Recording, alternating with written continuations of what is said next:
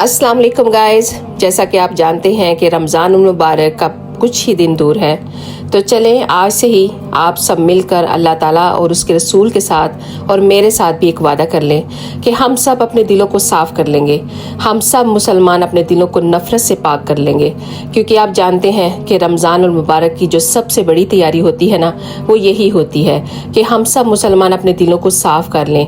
अगर आपके दिल में किसी के लिए गुस्सा है या नफ़रत है, किसी ने आपको बहुत ज़्यादा तकलीफ़ पहुँचाई है, मुश्किल ज़रूर होता है, लेकिन मैं आपसे कहूँगी कि आप अपना दिल बड़ा करें और माफ़ कर दें।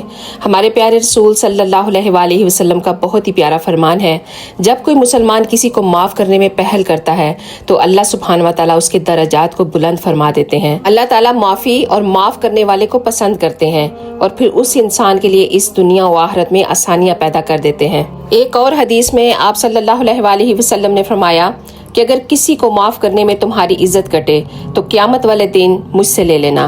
अल्लाह ताला हम सबको आसानियाँ बांटने की तौफीक अता फरमाए और हम सबको सेहत और तंदुरुस्ती दे, ताकि हम अच्छे से रोज़े रख सकें और हमारी तमाम इबादत को हमारा रब कबूल फरमा ले। आमीन या रब्बुल आलमीन।